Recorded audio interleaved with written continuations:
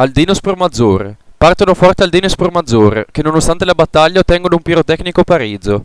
Il risultato si sblocca quando Chiesa viene atterrato in area e Marco Tanel trasforma il rigore al 27esimo. La reazione non tarda e poco dopo arriva il gol del pareggio con Tamanini. Nella ripresa gli ospiti non ci stanno e raddoppiano ancora con Tanel, ma l'Aldeno non molla e ribalta la partita a sua volta con Tamanini e Conte. All'ultimo respiro però lo Spromazzoure torna in partita e Zatti mette a segno il 3-3 finale. Azzurra Garibaldina. In uno scontro molto atteso non c'è stata storia. La Garibaldina dilaga contro l'Azzurra. Dopo pochi secondi si sblocca già il risultato grazie a Xeka, con un tiro a fil di palo, che raddoppia poi con un tiro dal limite 10 minuti dopo. L'Azzurra rimane pure in 10, con Rigotti che va prima del tempo sotto la doccia.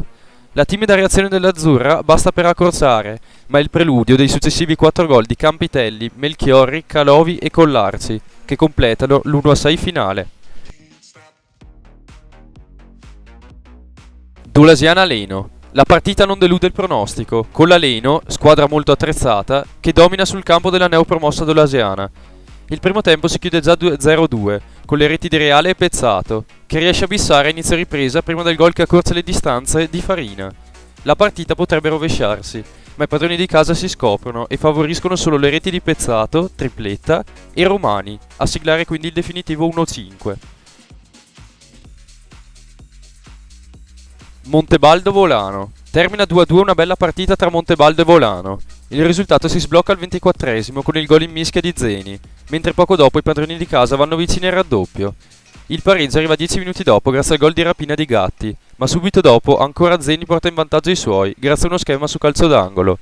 La partita non ha molti sussulti, salvo il pareggio a 15 dalla fine di Maffei. Si conclude così una partita molto frizzante.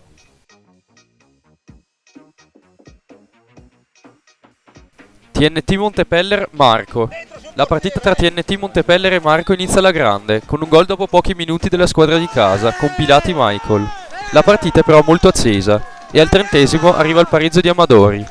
Nella ripresa il Marco completa la rimonta grazie a Bernardi. Gli ospiti continuano a pressare e vengono premiati. Un calcio di rigore permette a Gasperotti di segnare e portare a casa il definitivo 1-3.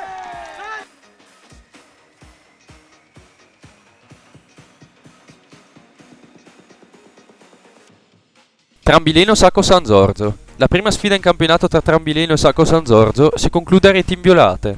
La partita è da subito combattuta, ma con poche occasioni. Il San Giorgio trema al 25esimo con la traversa colpita da Simonetti. La ripresa risulta molto scialba e infatti non ci sono reti.